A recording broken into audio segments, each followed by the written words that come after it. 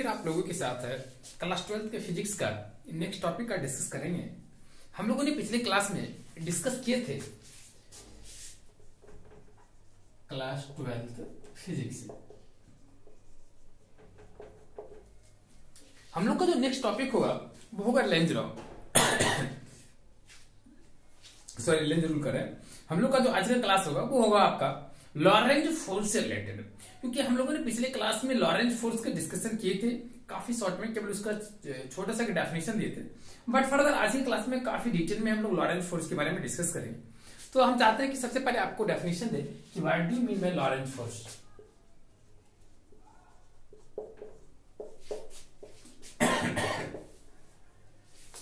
What do you mean by Lorentz force? तो simply लिखना है फोर्स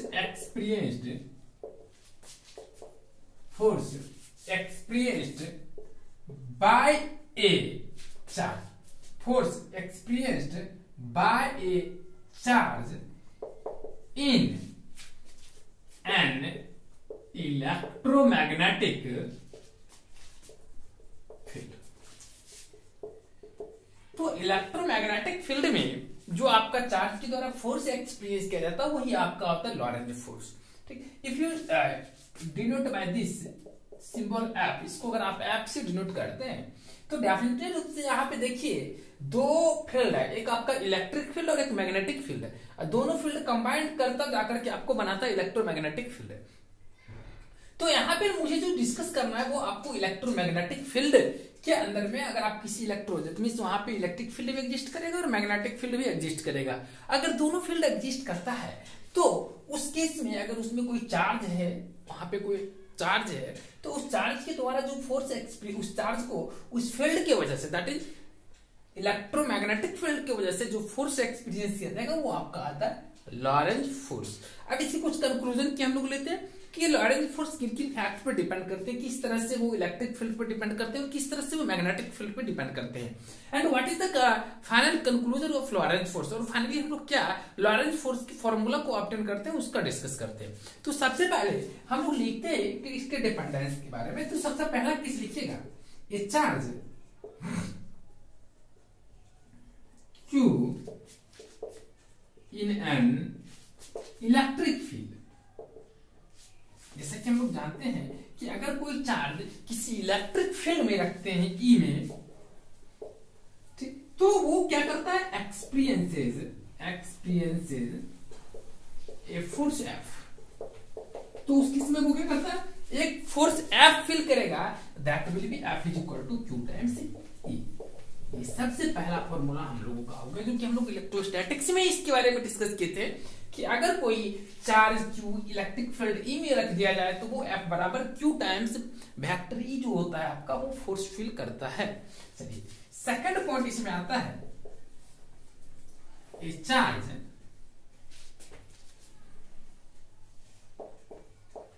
Q मूविंग, आप लोग को नीचे दिख रही है, चलिए हम दिख रही है, a charge Q moving with velocity v in a magnetic field with velocity v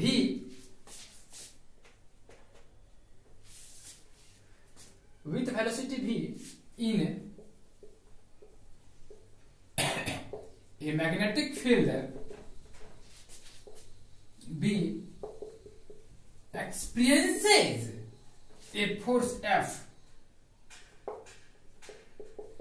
इस केस में आपका अगर हम लोग मान ले इसको F मान लीजिए, फोर्स इस फोर्स को F मान लीजिए, तो ये जो आपका F होता है वो Q times vector V cross vector P हो जाता है, या इसको आप लिख सकते हैं इक्वेशन सेकंड।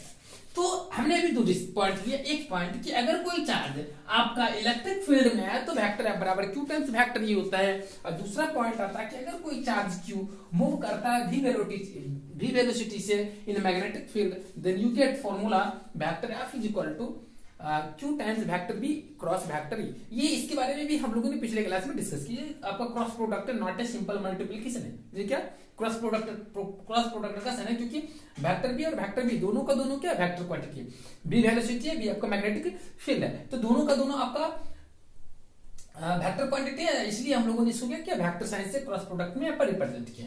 तो दो केसेस हमने डिस्कस किए कि अगर कोई चार्ज अगर कोई Q charge electric field E में अगर वो फोर्स एफ एक्सप्रेस करता है, तो then in that case vector F बराबर q times vector e, and in second case if a charge q moving with velocity v in a magnetic field, then it experiences if it experiences b in magnetic field v, then it experiences suppose that force f, then it will be q times vector b cross vector b.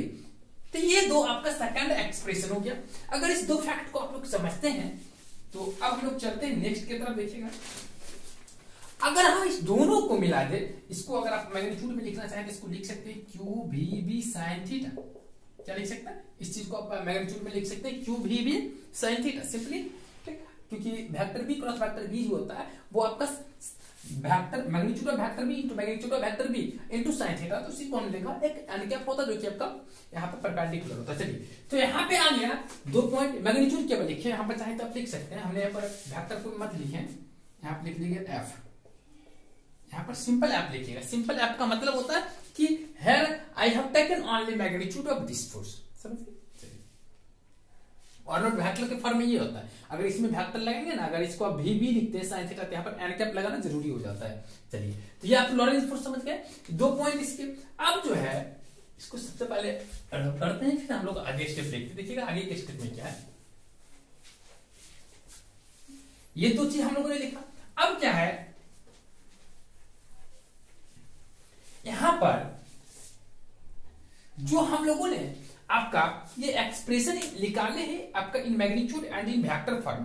Vector F A बराबर Q times vector B cross vector B and F बराबर Q times V B into sine theta.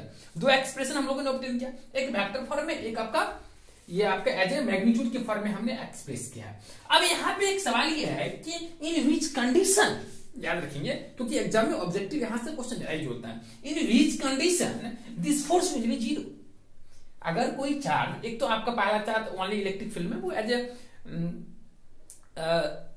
Remembering करने के लिए हमने आपको बताया था ताकि आप याद रखें कि अगर कोई charge Q simple electric field E में रखा जाता है तो वो फोर्स एफ एक्सपीरियंस करेगा एंड इन दैट केस बराबर क्यू ही हो जाता है। लेकिन अगर इसी को हम इलेक्ट्रोमैग्नेटिक फील्ड में रख देते हैं तो इलेक्ट्रोमैग्नेटिक फील्ड में रखने पर वहां पे इलेक्ट्रिक फील्ड और मैग्नेटिक फील्ड दोनों वहां पे फोर्स एक्सपीरियंस करता है, उस चार्ज पे एक्सर्ट करता है। और वो जो चार्ज होता है ना, अगर वो फोर्स एफ एम फील करता है तो in that case it will be in vector form Q times vector B into vector B. और फाइनली इसको हम लिख सकते हैं Q into B into sine theta. इस केस में ये आपका बी वेलोसिटी से मूव करेगा।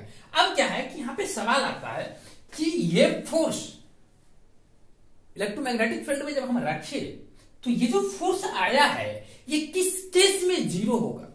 तो इस एक्सप्रेशन से आप कह सकते हैं कि 2 केस हो सकता है। एक, अगर वेक्टर यहां पे ये जीरो होगा, अगर आपका चार्ज क्यू होगा मतलब चार्ज रेस्ट में आएगा, वेलोसिटी जीरो होगा, या मैग्नेटिक फील्ड जीरो होगा, या आपका थीटा जीरो होगा। तो यहाँ पे 4 केसेस क्रिएट होती है। अब यहाँ पे से 4 केस में से कौन सा केस यहाँ पे सूटेबल है, यहाँ पर पॉसिबल है, उस केस को हम थोड़ा सा लिखते हैं। देखिए,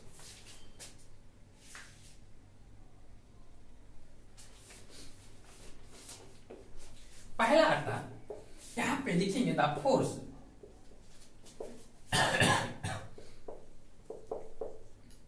will appear zero here if, अगर ये फोर्स जो है आपका जीरो महसूस होगा if v is equal to zero. If यहां से लिखिए either v is equal to zero और charge q is equal to zero, that is in rest. तो ये इन रेस्ट, तो इसका मतलब हुआ कि या तो आपका ये आपका वेलोसिटी जीरो होनी चाहिए, या दूसरा केस आता है कि ये चार्ज आपका रेस्ट होना चाहिए। इन रेस्ट का मतलब हुआ कि उसका टोटल चार्ज जो होगी वो न्यूट्रल होगा, उसका चार्ज कुछ नहीं होगा नाइट। तो यहाँ पे टोटल चार्ज की अमाउंट जो होनी चाहिए वो जीरो होनी चाहिए। ये आपका आता है। सेकेंड पॉइंट लिखिएगा, that is magnetic field is absent that is V is equal to 0। अगर वहां पे मैग्नेटिक फील्ड एब्सेंट रहती है तो उस केस में V बराबर 0 होगा, तो उस केस में भी आपका ये टोटल का total force will be in 0। Third आता है if vector V is parallel to vector V, अगर वो चार्ज मूव करेगा मैग्नेटिक फील्ड के पैरेलल में, क्योंकि मैग्नेटिक फील्ड एक वेक्टर क्वांटिटी है, अगर उसके पैरेलल में वो मूव करेगी तो ऑटोमेटिक वहां पे थीटा क्या होगी, वहां पे ऑटोमेटिक जो थीटा होगी वो 0 हो जाएगी। अगर वो थीटा 0 हो जाएगी, इन that case you can write theta is रफली इक्वल टू 0, रफली मतलब लिखे तो एग्जैक्टली हो जाएगा, थीटा विल बी 0 और so here F again will be 0। तो इस केस में आपका यहाँ पे ऐसे थीटा 0 भी लिख सकते हैं, पाई भी लिख सकते हैं, पाई के केस में भी पैरेलल हो जाएगा, तो कुछ भी पाई रेडियन लीजिए या 0 लीजिए, तो बोथ केस में आपका फोर्स क्या होगा, वो 0 हो जाएगा। चलिए इन एन इलेक्ट्रोमैग्नेटिक फील्ड, तो टोटली आप यहाँ पे क्या बोल सकते हैं, इसको रब कर लेते हैं, याद रखेंगे एग्जाम में पूछ देता है कि in which case Lorentz force will be 0, either Q बराबर 0 या V बराबर 0 या V बराबर 0 या आपका V is parallel to V। तो ये चार केस हैं यहाँ पे, एक दो, इसमें देखिए दो केस कंबाइन कर लिए, V बराबर 0 Q बराबर 0, ये तीसरा ये चौथा, चार केस हो जाते हैं, इसमें दो केस है, एक ही साथ कंबाइन करके हमने लिख दिया। तो कभी कभी एग्जाम में पूछ जाता है in which case Lorentz force can't be 0, तो आपका अगर चार ऑप्शन ये दे देगा, कोई और पांचवा ऑप्शन दे दे, या तीन ऑप्शन इससे उठा के दे देगा, और एक ऑप्शन दे देगा कि मान लीजिए vector V is perpendicular to vector V, तो उस केस में वो 0 कभी नहीं होगा। ठीक, तो इस बात को आप लोग को याद रखना है। चलिए अब जो है लॉरेंस फोर्स का जो हमने फॉर्मूला निकाला है टोटल, वो हम लोग लिखते हैं।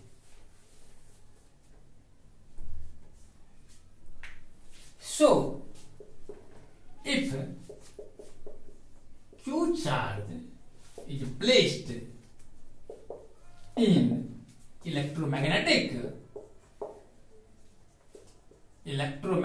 field, then total force experienced, that means Lorentz force will be force experienced by electric field, you can take a capital A plus force experienced by magnetic field। तो यहाँ पे आप जानते हैं कि ये जो आपका इलेक्ट्रोस्टैटिक फील्ड जो होती है, ये आपका Q टाइम्स वेक्टर भी होता है, और ये जो आपका मैग्नेटिक फील्ड की वजह से होता है वो Q टाइम्स वेक्टर भी टाइम्स वेक्टर क्रॉस वेक्टर भी होता है, ये आप जानते हैं। अब यहाँ पे अगर आप चाहें तो इसको लिख सकते हैं Q कॉमन लेकर के vector E plus vector B cross vector B, ये हो गया। तो ये जो एक्सप्रेशन हो गया टोटल का टोटल, ये आपका अगर कोई चार्ज इलेक्ट्रोमैग्नेटिक फील्ड में रख दे तो टोटल इतना फोर्स वो एक्सपीरियंस करेगा, समझ गए। तो इस बात को रखेंगे यार कि total force experience in electromagnetic field will be F बराबर Q times vector E plus B vector B cross vector B।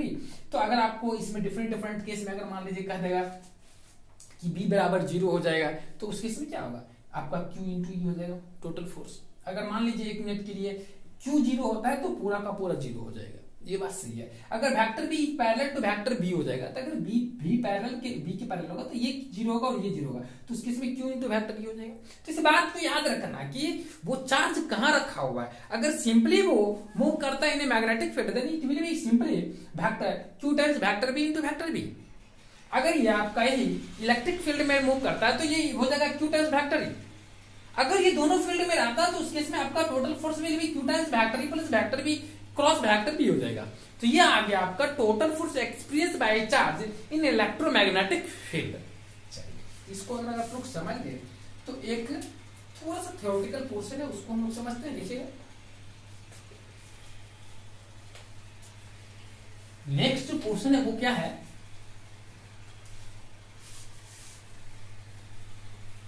Force experienced bye ए स्टेट कंडक्टर। टॉपिक क्या है, force experienced by a straight conductor carrying a current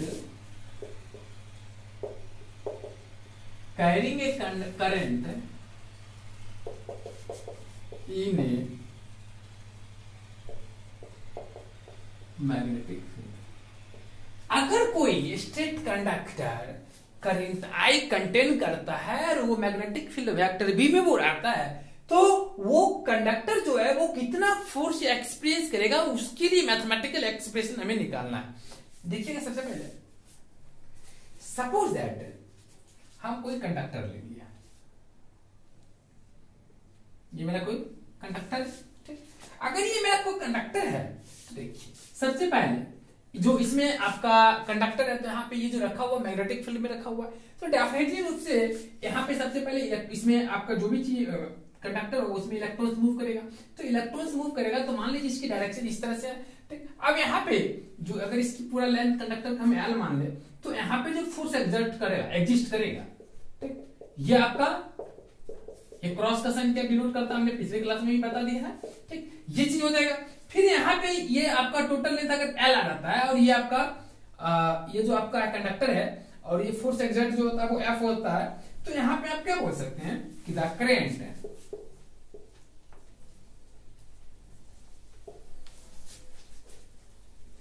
is established due to follow of charge। जैसा कि आप लोग जानते हैं, तो definition है करंट का कि करंट जो होता है वो due to follow of charges होता है। कंटिन्यूस फॉलो ऑफ करंट है, चार्ज जो होता है वही तो आपका करंट होता है। तो अब जो है ये कंटिन्यूस रूप से फॉलो करेगा, तभी जब आपका टोटल में क्या होगा, यहाँ पर करंट एग्जिस्ट करेगा। तो इस केस में moving with an average velocity Vd inside the conductor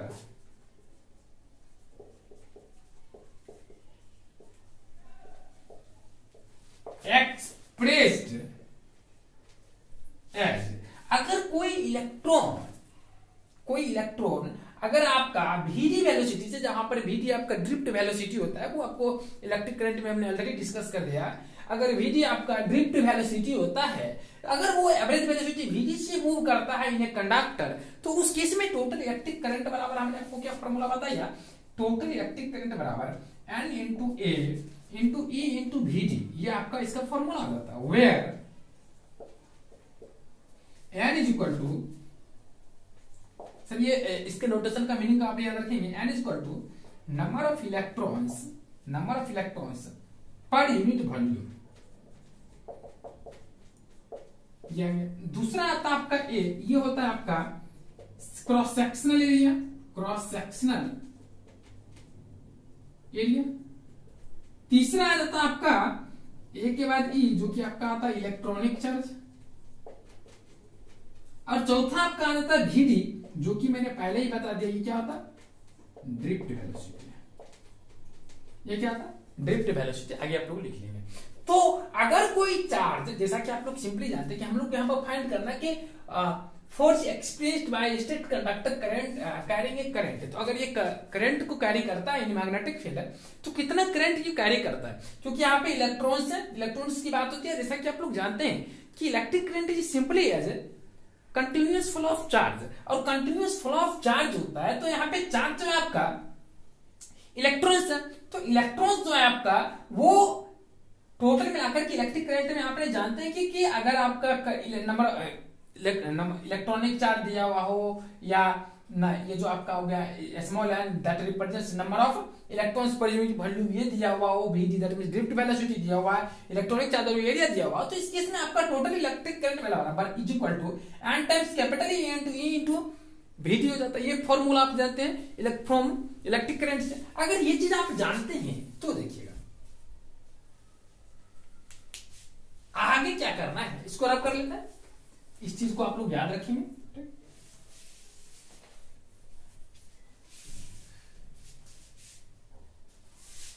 सो कह सकते हैं each of the electrons inside, क्योंकि जो इलेक्ट्रॉन्स है वो जो स्लग चार्ज है, तो अभी अभी तुरंत हमने बताया था कि अगर कोई चार्ज Q अगर वो इलेक्ट्रोमैग्नेटिक फील्ड में रख दिया जाए, मैग्नेटिक फील्ड में रख दिया जाए, इलेक्ट्रिक फील्ड में रख दिया जाए, तो उसके इसमें डिफरेंट डिफरेंट वो फोर्स एक्सपीरियंस करते हैं and we get also different it's related formula.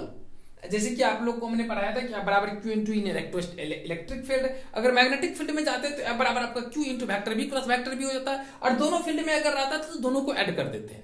तो यहाँ पे क्या है कि हम लोग को यहाँ पर मैग्नेटिक फील्ड है तो कर सकते हैं so each of the electrons inside, और यहाँ पे इलेक्ट्रॉन्स क्या है एज लाइक चार्ज है, तो यहाँ पे जो Q चार्ज है उसी तरह से यहाँ पर भी चार्ज है, तो यहाँ पे कर सकते हैं so each of the electrons inside the conductor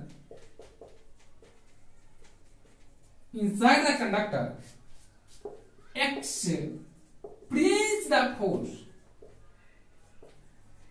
that will be F, अगर इसको हम स्मॉल f से मानते हैं, small f that will be minus E, यहां पे मैंने हम इसलिए लिया कि नेगेटिव साइन हो गया, और into VB sin pi by 2।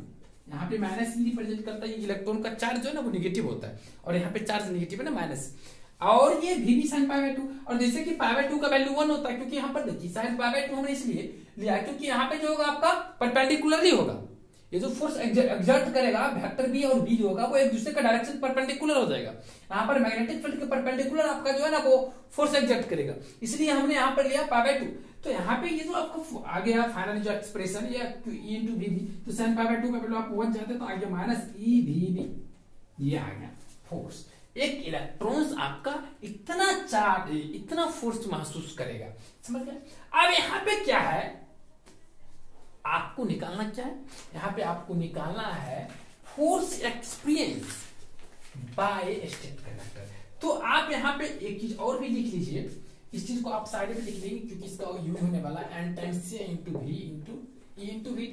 अब जो है इसको यहां से रब कर लेते हैं, देखिए अब जो है टोटल नंबर ऑफ इलेक्ट्रॉन्स निकालते हैं, total number of electrons, total number of electrons बराबर क्या होता है इसको हम लोग कैलकुलेट कर लेते हैं। देखिए सबसे पहले मान लीजिए कोई कंडक्टर ही है, ये आपका कंडक्टर है, और ये जब अगर कोई कंडक्टर है तो इसमें क्या है इसका dimension length breadth and height, और अगर इसके लेंथ के किसी एक यूनिफॉर्मली रूप से अगर इलेक्ट्रॉन्स इसमें डिस्ट्रीब्यूटेड हो तो आप कह सकते हैं कि अगर एक इलेक्ट्रॉन जो है एक इलेक्ट्रॉन मान लीजिए यहाँ पर है तो पूरी जितनी इसकी लंबाई होगी पॉइंट पॉइंट कलेक्शन हो गया, एक इलेक्ट्रॉन से पॉइंट की तरह यहाँ पे काम करेगा, तो जितनी पूरी लेंथ है उतना उसके क्या आ जाएगी नंबर ऑफ इलेक्ट्रॉन्स हो जाएंगे। तो डेफिनेटली रूप से L इंटू एक लेंथ पे इस लाइन पे जो L इंटू L होगा, अगर इसकी लंबाई L है और एक पॉइंट पे एक इलेक्ट्रॉन लाई करता है तो L इंटू L हो जाएगा। अगर इसकी डेंसिटी मान लीजिए सॉरी इसकी वॉल्यूम अगर भी है तो फिर ये और भी ऊपर चले जाएगी, इसकी कुछ वॉल्यूम होगी, तो इस केस में क्या करेंगे L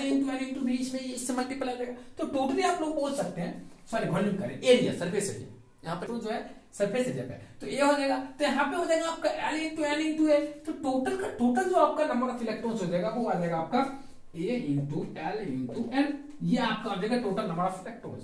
hence total force experienced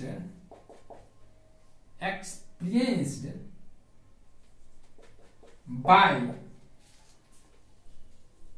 electrons, total electrons जो है सारे के द्वारा जो फोर्स एक्सर्ट होगा वो क्या हो जाएगा F is equal to n times F, ये आपका टोटल नंबर ऑफ इलेक्ट्रॉन्स है जो कि आपका स्मॉल है, कितना हो जाएगा n टाइम्स F। अगर ये n टाइम्स F होता है सॉरी ये तो कैपिटल n हो जाएगा, ये स्मॉल n तो अलग आपका आता है, ये आपका स्मॉल n क्या हो गया number of electrons per unit volume, ठीक, तो n इंटू भी हो जाएगा और n इंटू भी हो जाएगा, तो n का वैल्यू आप क्या देते हैं A into L into n, ये सही में डिग्री हुई है, ठीक, A into L into n, और उसके बाद कैपिटल L ले लीजिए, इसको कैपिटल L क्योंकि यहाँ पर स्मॉल n ऑलरेडी है, तो यहाँ पे हो जाएगा A into L into n जो किसका वैल्यू है, और F का वैल्यू हमने कितना लगे माइनस E भी, तो यहाँ पे लिख सकते हैं माइनस का साइन जो है आपका यहाँ पर रिमूव कर सकते हैं, इसलिए रिमूव कर लिए क्योंकि यहाँ पे माइनस से साइन से हमको कोई मतलब नहीं है, यहाँ पे फोर्स निकाला तो मैग्नीट्यूड की बात करना तो हम लोग नेगेटिव साइन को इग्नोर कर सकते हैं। फाइनली आ जाएगा E into VD into B, और यहाँ पे फाइनली फिर इसको अगर आप अरेंज करेंगे तो आप यहाँ पे ऑब्टेन करेंगे कि आपका टोटल कितना आ गया A into L into N into VD into E into B। So finally you can write I into L into B। अगर इसको आप अच्छे से कैलकुलेट करेंगे तो फिर आपको टोटल आ जाएगा I into L into B, क्योंकि यहाँ पे आप ऑलरेडी जो है ना ये आई बराबर NaEVd। देखिए यहाँ पे NaEVd, इसका वैल्यू आपका क्या हो गया, आई हो गया, तो हमने उसको आई लिख दिया और एल हो गया और बी, तो इसको लिख सकते हैं आई इंटू एल इंटू बी। और जैसा कि जानते हैं फोर्स आपका क्या होता है, एक वेक्टर क्वांटिटी होता है, so you can express it in vector form, that is in vector notation लिख सकते हैं। आप लोग को ऊपर में दिख रही है, यहाँ पे लिख सकते हैं इन वेक्टर नोटेशन, इसको रब कर लेते हैं, इन vector notation, in vector notation total force experienced by total electrons in a magnetic field, you can write vector F बराबर I into vector L cross vector B। यहाँ पे ये सिंपल मल्टीप्लिकेशन है और ये लंबाई आपका क्या है, एक वेक्टर क्वांटिटी हो जाती है और B आपका मैग्नेटिक फील्ड है, तो I ये आपका I है, सॉरी I L की तरह है, sorry I into vector L cross vector B, ये आपका इन वेक्टर फॉर्म में total force experienced by state conductor carrying a current in a magnetic field हो गया। समझे? चलिए, अगर इसको आप लोग समझ गए तो हम लोग नेक्स्ट टॉपिक की तरफ चलते हैं, जो कि है आपका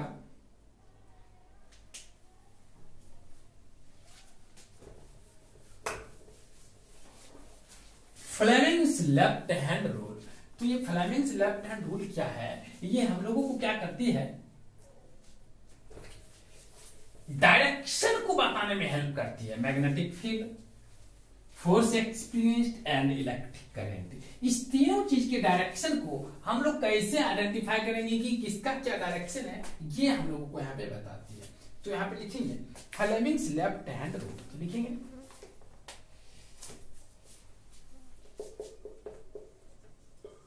फ्लेमिंग्स लेफ्ट हैंड रूल, या कभी कभी लेफ्ट हैंड थंब रूल के नाम से भी हम लोग जानते हैं। देखिए, सबसे पहले ये रूल हम लोग को क्या होता है इसके बारे में देखते हैं। देखिएगा, लिख लीजिए, if we stretch our left hand, if we stretch our left hand such that अगर हम लोग अपने लेफ्ट हैंड को स्ट्रेच करते हैं, if you stretch our left hand such that four finger, इसको हम लोग कहते हैं फोर फिंगर, इसको हम लोग कहते हैं थंब, और ये आपका मिडिल फिंगर आ जाता है। तो यहां पे लिखते हैं if you stretch our left hand such that thumb, four finger and middle finger are mutually perpendicular,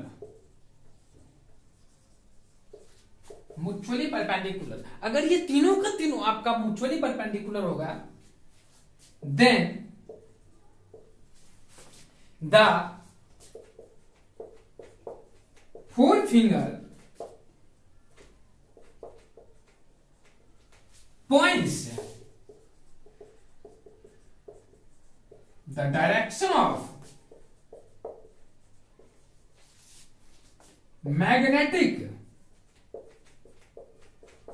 field and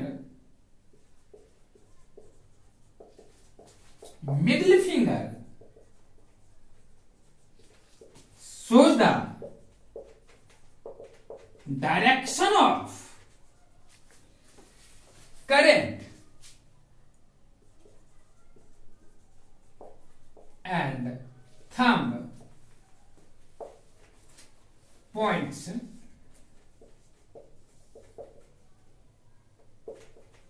force experienced। तो यहां पे ये हुआ कि अगर आप देखिए, लेफ्ट हैंड थंब रूल कहता है कि अगर आप अपने लेफ्ट हैंड को इस तरह से स्ट्रेच करते हैं कि ये तीनों, देखिए ये इसके परपेंडिकुलर है, इसके परपेंडिकुलर है, इसके परपेंडिकुलर, तीनों इसी तरह म्यूचुअली परपेंडिकुलर है। वैसे आपको लगता है कि नहीं है, रियलिटी है, क्योंकि अगर मान लीजिए कि ये तीनों आपका एक पॉइंट की तरह, ये पूरा जो यहाँ का ये जो एरिया है, इसको अगर आप पॉइंट की तरह ट्रीट करेंगे, तो आप लोग जो X axis, Y axis, Z axis, that means three dimensional coordinate geometry में जो आप लोग सिस्टम ऑफ थ्री एक्सिस जो पढ़ते हैं ना, उसमें इसी तरह का होता है। ठीक, आपके जैसे मान लिया अगर इसको आप एक्स एक्सिस मानते हैं एक मिनट के लिए, तो इसका डाउनवर्ड वाला पोर्शन यहाँ पे नहीं है क्योंकि ये इतना ही छोटा अंगुल है। अगर वाई वाला इसको मानते तो ये पॉजिटिव वाला पार्ट है, ये आप जेड मानते तो इसको आप पॉजिटिव में मान सकते हैं। इस तरह से ये दिया हुआ है। तो यहाँ पे कहता है कि अगर आप इस तरह से स्ट्रेच करते हैं तो ये जो आपका फोर फिंगर है ये आपका मैग्नेटिक फील्ड को शो करता है। क्या करता है? ये मैग्नेटिक फील्ड को शो करता है। और ये जो आपका मिडिल फिंगर है ये इलेक्ट्रिक करंट को शो करता है। और ये जो आपका है ये आपको शो करता है फोर्स। इसको शॉर्टकट में कह सकते हैं FMC। हम लोग शॉर्टकट में कहते हैं FMC। ये आपका F मतलब फोर्स, M मतलब हो गया आपका, F मतलब फोर्स हो गया, और M मतलब मैग्नेटिक फील्ड, मैग्नेटिक फील्ड, और C मतलब हो गया आपका क्या? करंट। तो आप कह सकते हैं कि इस पे आप F लिख लीजिए, इस पे आप M लिख लीजिए, इस पे आप C लिख सकते हैं, और इसके हेल्प से आप डायरेक्शन बता सकते हैं कि किसका क्या डायरेक्शन होगा। ये F ही M है और ये C। और आपको ट्रिकली अगर याद करना चाहते हैं तो इसको कहते हैं कि बहुत लोग कहते हैं फादर मदर चाइल्ड, FMC। तो फादर फिर मदर, उसके बाद child, that means father means force, M means magnetic field that represents mother, and C means child that means represents. इस सुविधा के लिए लोगों ने इसको ट्रिकली बना दिया है। और C मतलब आपका चाइल्ड हो जाता है जो रिप्रेजेंट करता है करंट के डायरेक्शन को। तो मुझे लगता है कि आप समझ गए होंगे किस तरह से FMC याद रखिएगा, FMC, ठीक, that represents acronym of Fleming's left hand rule. जिस तरह किसी का एक्रोनिम हो गया तो आप लोग याद रखेंगे कि फ्लेमिंग्स लेफ्ट हैंड रूल क्या होता है कि अगर आप अपने लेफ्ट हैंड के four finger, middle finger and thumb को म्यूचुअली परपेंडिकुलरली आप इसको स्ट्रेच कर देते हैं, in that case if you treat four finger as a magnetic field and middle finger as a middle finger represent direction of middle finger show the direction of current, then thumb always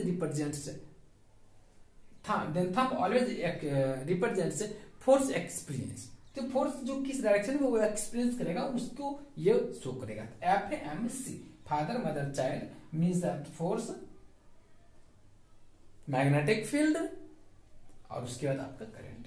तो मुझे लग रहा है कि आप Fleming's left hand rule को समझ गए होंगे। चलिए, अगर फ्लेमिंग्स लेफ्ट हैंड रूल को समझ गए तो फिर हम लोग चलते हैं नेक्स्ट टॉपिक, वो है इंटरेक्शन बिटवीन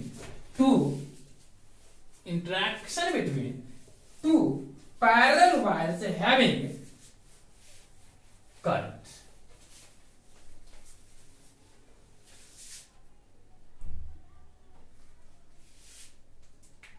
चलिए, तो नेक्स्ट टॉपिक क्या है?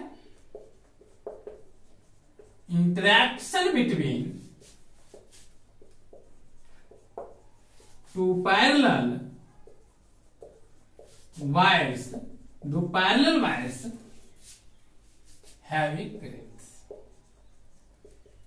अगर दो पैरेलल वायर में करंट है, मान लीजिए आपको दो पैरेलल वायर में अगर करंट है, ठीक, तो अगर दोनों पैरेलल वायर में मान लीजिए कि आपका इसमें I1 करंट पास कर रहा है, इसमें आपका I2 करंट पास कर रहा है, और दोनों पैरेलल लाइन के बीच में जो आपका दोनों पैरेलल वायर जो है उसके बीच का हॉरिजॉन्टल डिस्टेंस अगर हम मान लेते हैं D है, तो डेफिनेटली रूप से आप कह सकते हैं कि ये जो है, ठीक, इस पे फोर्स जो एग्जर्ट करेगा वो आपका F21 हो जाएगा, और ये इस पे करेगा तो F12 हो जाएगा। फिर जाकर के इसमें अगर आप मैग्नेटिक फील्ड का डायरेक्शन लेते हैं तो इस तरह से लेंगे, जो कि आपका एक अपवर्ड और एक इनवर्ड डायरेक्शन में शो करेगा। तो अपवर्ड वाला और इनवर्ड वाला हम लोग बता दिए कि किस तरह से हम लोग उसको सिंबॉलिकली रिप्रेजेंट करते हैं, ठीक। अब अगर मान लीजिए कि ये आपका V1 है, मतलब यहाँ पर जो मैग्नेटिक फील्ड है ये आपका मैग्नेटिक फील्ड V2 है, ठीक। तो यहाँ पे सबसे पहले लिखेंगे I1 एंड I2, ऊपर में लिख लेते हैं I1 and I2 represents electric current in order का मतलब 1 शो कर रहा है पहले कंडक्टर में, 2 शो कर रहा है सेकंड कंडक्टर में, ठीक। ये हो गया। दूसरा आता है आपका D, represents distance, perpendicular distance है बिटवीन बोथ पैरेलल वायर्स, दोनों पैरेलल वायर्स के बीच का क्या हो गया? परपेंडिकुलर डिस्टेंस हो गया। और तीसरा जो आपका आता है, चलिए इतना ही हो गया, अब ज्यादा नहीं लिखना है। अब जो है इतना अगर आप लोग लिख ले तो देखिएगा, सबसे पहले नाउ यहां पे क्या कर सकते हैं? The magnetic induction due to near second conductor, सबसे पहले second conductor, due to near second conductor,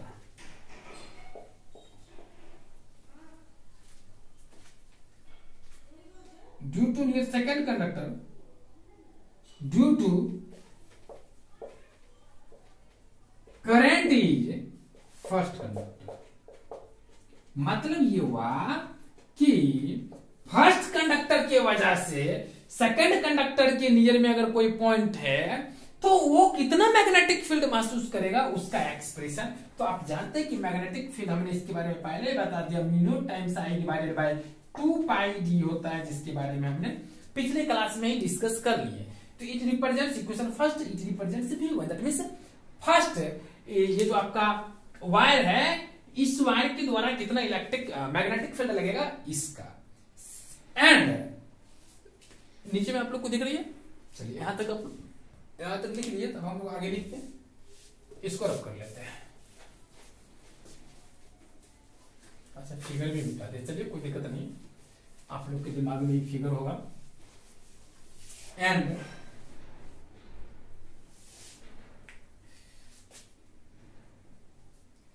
एक मिनट रुकिए। एंड द, उसके बाद आपका ये फर्स्ट हो गया। और अगर हम दूसरे कंडक्टर के बारे में कहें, and the for, and similarly अगर आप B2 की बात करते हैं तो यहां पे जो B2 होगा, उतना हम लोग डिटेल में लिखेंगे क्योंकि डिटेल लिखेंगे तो काफी लंबा हो जाएगा, इसे हम शॉर्ट यहाँ पे शॉर्ट कर रहे हैं। तो यहाँ पे जिस तरह से हमने V1 निकाला है, ये जिसके बारे में हम लोग जानते हैं कि V1 represents magnetic field produced by first wire, तो यहाँ पे V2 सेकंड वायर के द्वारा अगर हम निकालेंगे तो ये जो आपका V2 होगा वो क्या होगा, mu naught times I two divided by 2 pi D.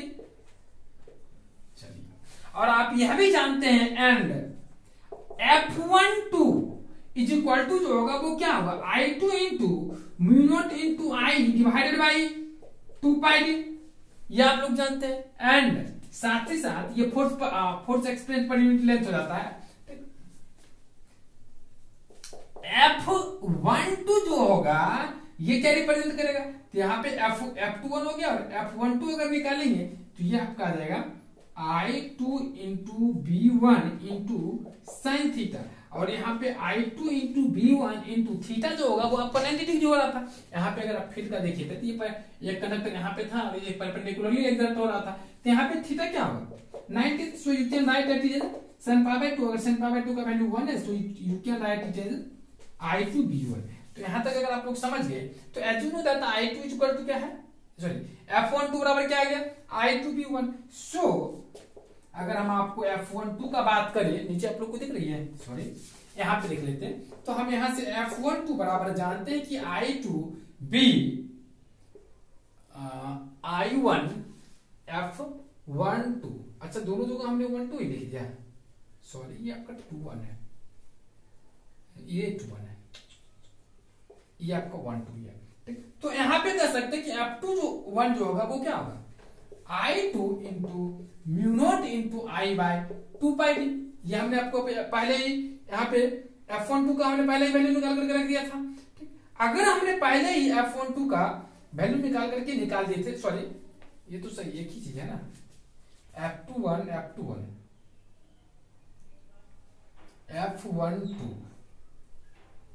ये आपका 1 2 ये 2 1। अच्छा तो आप यहाँ पे कह सकते हैं कि F12 बराबर भी होना चाहिए ये। अब यहाँ पे क्या है कि ये जो वैल्यू हमने निकाला है I2 इंटू B1 F12 का और F21 का इतना है, तो I2 mu naught into I divided by 2 pi D और I2 ये F21 ना है, सॉरी। तो ये जो आपका F21 आया, इसमें अगर आप वैल्यू पुट कर देंगे तो इसको क्या कर सकते हैं I1 इंटू B2, I2 का वैल्यू अगर हम लोग लेते हैं, यहां से ध्यान दीजिएगा आप लोग कि I2 into I1 into B2, I1 into B2,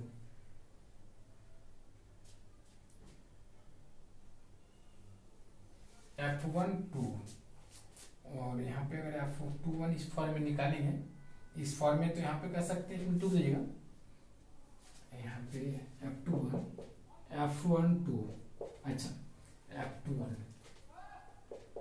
देखिए अगर F21 हम यहां से निकालेंगे इस फॉर्म में, तो हम यहाँ क्या कर सकते हैं, F21 एक दूसरे को रिवर्स कर देगा, तो ये I1V2 और जैसे कि देखिए पहले तो ये आपका फोर्स उस फोर्स के फॉर्म में हो गया, और दूसरा फॉर्म हम इसलिए लिखे इस फॉर्म में, जो कि आपको मैंने पिछले के टॉपिक में ऑप्टेन करके दिए। तो यहाँ पर F12 के द्वारा अगर I2V1 sin थीटा होगा, तो F21 बराबर क्या होगा, I1V2 sin थीटा। इतना करने में कोई दिक्कत नहीं होगी। अगर आप ये कर सकते हैं तो यहाँ पर भी थीटा बराबर पाई बाय 2 होगा, तो यहाँ पर I1V2 इजीली कर सकते हैं यहाँ पर। तो फाइनली आप लिख सकते हैं कि F21 बराबर, ये तो हम यहाँ पे भी लिखे I2 into mu naught into I2 by D. अब ये I2 बराबर जो है, अच्छा ये तक आ गया। अब इसको लिख सकते हैं F21 is equal to I1V2, क्योंकि यहाँ पे I1V2 आ गया, F21 के फॉर्म में है, तो यहाँ पे इसको I1 इंटू V2 लिख सकते हैं। और फाइनली इसको अगर आप कैलकुलेट करेंगे तो इसको लिख सकते हैं I1 into mu naught into I2 divided by 2 pi D, I12, और फिर आप यहां से कर सकते हैं, so finally mu naught by 2 pi into I1 into I2 divided by D. तो ये जो आपका आ गया, ये आपका फाइनल एक्सप्रेशन हो गया। देखिए यहाँ पे हमने कुछ नहीं किया है, आपको एक बार थोड़ा सा एक्सप्लेन कर देते हैं। यहाँ पे F21 बराबर हमने जो ऑप्टेन किया है I2 into mu naught into I divided by 2 pi D, और सिमिलरली हमने F12 इस टर्म में भी लिखा और इस टर्म में भी लिखा है, और फिर जाकर के इस दोनों को वैल्यू की हेल्प से और इस तीसरे वैल्यू की हेल्प से हमने यहाँ पर F21 का वैल्यू ये आपने ऑप्टेन किया है। तो ये जो आ गया आपका interaction between two parallel wires having current, तो दोनों पैरेलल वायर के बीच में जो करंट के वजह से जो इंटरेक्शन होगी उसकी एक्सप्रेशन आपका mu naught by 2 pi into I1 into I2 divided by D के इक्वल आ जाएगा, समझ गए।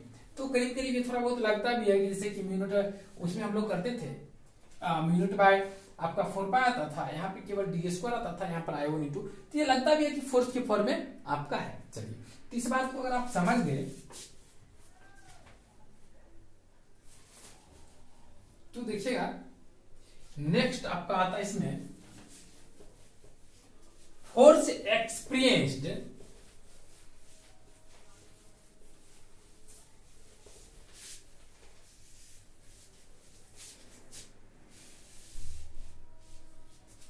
अगला जो आप लोग का टॉपिक है वो है force on A current loop in A magnetic field. Force on A current loop in A magnetic field, इसका हमें एक्सप्रेशन ऑब्टेन करना। देखिए सबसे पहले मान लिया कि कोई लूप लेते हैं, क्लोज्ड पथ हो गया, उसी को हम लोग यहाँ पे लूप बोलेंगे, ले लिए। अब जो है इसका नाम मान लीजिए आप रख लेते हैं पी क्यू, और यहाँ पे रख लेते हैं आर एस। अब यहाँ पे ऑटोमेटिक जो आपका मैग्नेटिक फील्ड होगा इसकी डायरेक्शन मान लीजिए कि आपका इसकी लेंथ आपका एल है, और यहाँ पे जो फोर्स ये भी लेंथ आपका एल है, तो यहाँ पे भी जो फोर्स एग्जर्ट होगा वो इस डायरेक्शन में एग्जर्ट होगा। सारा F1 आपका नीचे डाउनवर्ड डायरेक्शन में एग्जर्ट हो जाएगा, और ये जो आपका रहेगा ये अपवर्ड में चले जाएगा, ये इंटरनली डाउनवर्ड जाएगा, अपवर्ड में चले जाएगा, समझ गए। और यहाँ पे F2 जो एग्जर्ट करेगा वो इस डायरेक्शन में एग्जर्ट करेगा, और इसके अपोजिट डायरेक्शन में भी एग्जर्ट करेगा। यहाँ पे टॉपिक है फोर्स है on A current loop in A magnetic field.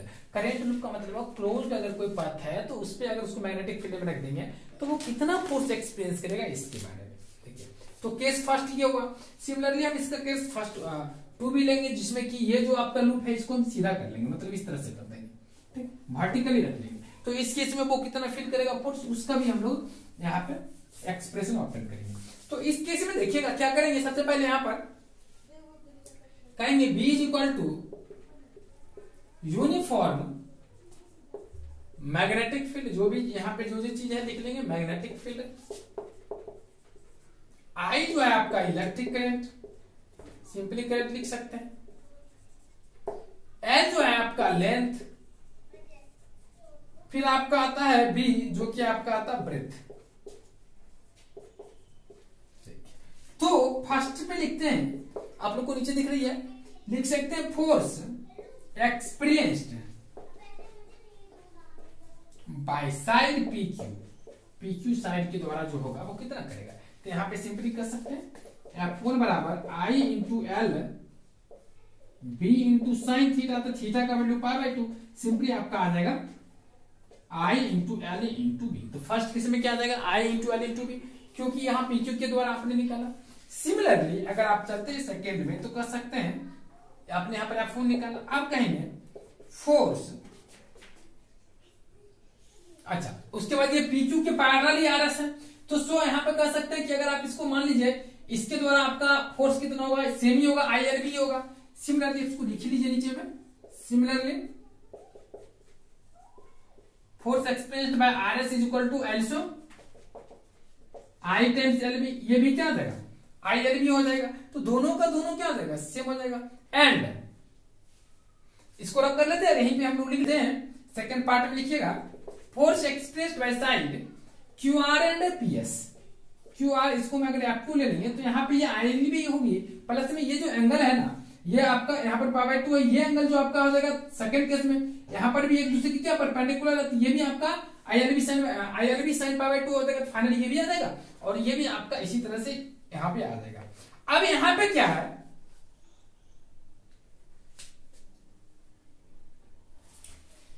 यहां पे क्या है कि देख सकते हैं यहां पर जो हमने F1 निकाला है और F2 निकाला है, F1 एंड F2 निकाला है, ठीक, तो कह सकते हैं here we observe that F1 and F2 exactly opposite to each other, क्योंकि देख सकते हैं ना कि आपका ये अपवर्ड डाउनवर्ड, ये दोनों एक दूसरे को मेंटेन कर लेगा और ये दोनों एक दूसरे को मेंटेन कर लेगा, तो पूरा का पूरा फोर्स वैनिश कर जाएगा। तो यहाँ पे कह सकते हैं here we observe that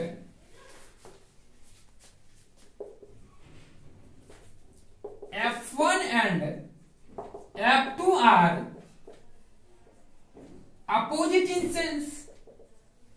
अगर ये अपोजिट है सो देयर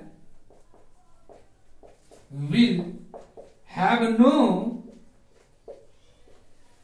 फोर्स। तो इस केस में क्या होगा, अपोजिट नेचर का है तो एक दूसरे को कैंसिल कर देगा, क्योंकि मैग्नीट्यूड में तो हमने सेम निकाला है। अगर ये नीचे डाउनवर्ड लग रहा है और वो अपवर्ड लग रहा है तो दोनों का दोनों बराबर हो जाएगा, और फिर सिमिलरली ये लेफ्ट एंड राइट वर्ड में लग रहा है तो फिर दोनों का दोनों मैग्नीट्यूड सेम ही है, तो फाइनली इसका कंक्लूजन क्या निकल जाएगा, 0 आ जाएगा। तो यहाँ पे कर सकते हैं कि there will be no force.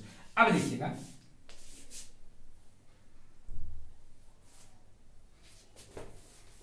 अगर ये आपका 0 फोर्स आ जाता है, ठीक, तो इस बात को आप लोग देखिए। अब इसका सेकंड केस जो है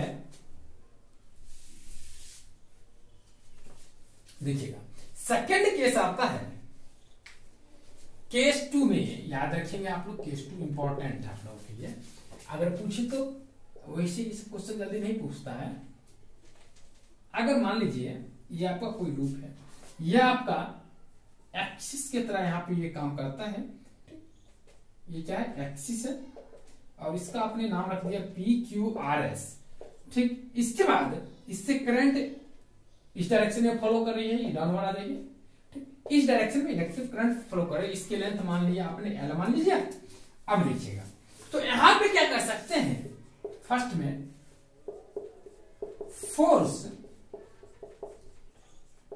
एक्सपीरियंस्ड बाय APQ, तो PQ के द्वारा जो फोर्स एक्सपीरियंस होगा वो क्या होगा, अगर इसको F मानते हैं तो ये हो जाएगा ILB, तो यहां पे इसका ILB साइन, तो यहां पे जो एक्सिस है, तो यहां पे देखिएगा, तो यहां पे एंगल क्या होगा, सबसे पहले ये निकालना है। तो आपका करंट का डायरेक्शन ये है, करंट का डायरेक्शन ये है, और ये जो आपका क्या जा रहा है, इस डायरेक्शन में जा रही है, ये एक्सिस का जो रोटेशन है वो इस तरह से जा रही है, तो ऑटोमेटिक यहाँ पे एंगल जो क्या हो जाएगी, पाई हो जाएगी, तो फिर इसकी वैल्यू 0 आ जाएगी। सिमिलरली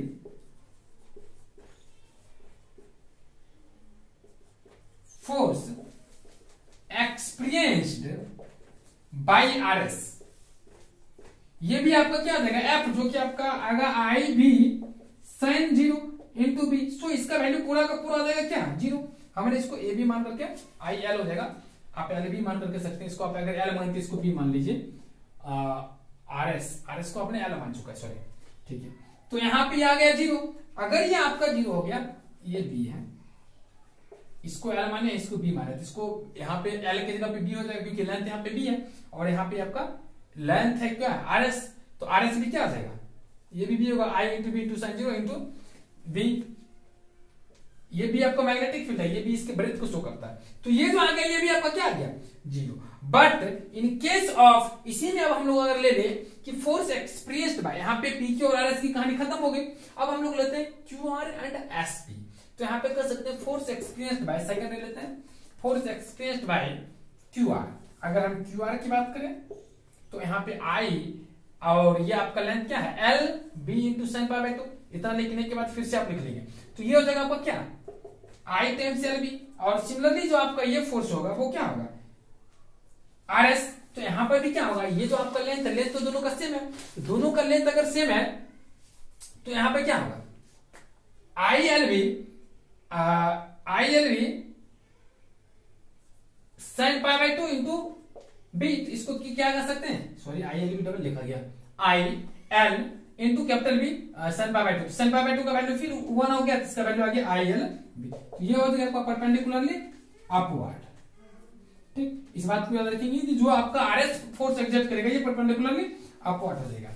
तो इस केस में क्या होगा कि ये आपका यहाँ पे टॉर्क फील करेगा, क्योंकि एक अपवर्ड एक डाउनवर्ड होगा तो यहाँ पे टॉर्क फील होगा। तो टॉर्क जो फील होगा वो टॉर्क बराबर क्या होता है फोर्स इंटू परपेंडिकुलर डिस्टेंस। तो यहाँ पे जो फोर्स आ गई वो क्या आ गई L I L B into, और ये परपेंडिकुलर डिस्टेंस जो हो गया आपका वो क्या हो गया, दोनों के बीच का परपेंडिकुलर डिस्टेंस बी है। तो टोटल का टोटल ये आपका ये एक डायरेक्शन का इधर है, एक डायरेक्शन इसका है, तो फोर्स तो आई एल बी फील ना कर रहा है और ये आपका दोनों के बीच का डिस्टेंस क्या है बी है। तो I L B into B हो गया। तो आई एल बी, सॉरी बार से स्मॉल लिखा, I L B into B finally it can be written I into L into B क्या होता एरिया ऑफ दिस लूप। तो यहाँ पे कर सकते हैं आई इंटू एल इंटू बी ए इंटू बी। तो ये जो हो गया आई इंटू ए इंटू बी, ये रिप्रेजेंट करता है टोटल टॉर्क। क्योंकि जैसे ही एक आपका दोनों एक दूसरे के अपोजिट डायरेक्शन में एग्जर्ट होगा तो फाइनली है कि वो रोटेट करने की कोशिश करेगा, और रोटेट करेगा तो यहाँ पे टॉर्क लग रहा है, क्योंकि जैसे ही वो तो टॉर्क लगेगा यहाँ पर। अब इसी को अगर हम वेक्टर फॉर्म में कर सकते हैं तो टॉर्क बराबर हो जाएगा यहाँ पे क्या कर सकते हैं आई इंटू ए, और ये वेक्टर भी है, तो यहाँ पे वेक्टर भी into cross N, A N क्या पकड़ लेते हैं तो ये रिप्रेजेंट करती है यूनिट नॉर्मल वेक्टर है जो कि परपेंडिकुलर डायरेक्शन को शो करते हैं, इसलिए हम यहाँ पे लिख लिए। चलिए इस बात को अगर आप लोग समझ गए तो अब जो है आपका ये जो टॉपिक हो गया एक तरफ का ये मेरा कवर हो गया। इसमें जो मेनली रूप से हम लोगों का था क्या था, force on A current loop in A magnetic field. I think आप लोग समझ गए होंगे, बहुत ही सिंपल है ये सब चीज, और ये सब बहुत ही कम एग्जाम में रेयर केस में आप लोगों को पूछेगा, वरना बहुत सारा इसमें है समझने वाला जो आप लोग, सॉरी बहुत सारे ऐसे टॉपिक है जो बहुत इंपॉर्टेंट है।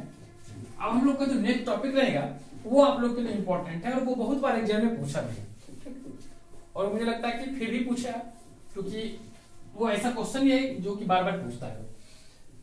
नेक्स्ट है आपका जो क्लास हम लोग करेंगे, आज तो क्लास हम लोग यही कवर करते हैं। नेक्स्ट जो है वो है आपका मूविंग गैल्वेनोमीटर या सस्पेंडेड गैल्वेनोमीटर के नाम से भी हम लोग उसको जानते हैं। उसके बारे में कि उसका वो किस तरह से वर्क करता है, उसकी प्रिंसिपल क्या है, प्रिंसिपल क्या है, फिर वो किस तरह से वर्क करता है, ठीक, वो वर्किंग प्रोसेस क्या है, उसके डायग्राम के हेल्प से हम लोग समझेंगे, और थोड़ा बहुत उसमें मैथमेटिक्स भी है, और ये बहुत इंपॉर्टेंट क्वेश्चन भी है, 5 नंबर में एग्जाम में बराबर पूछते रहता है।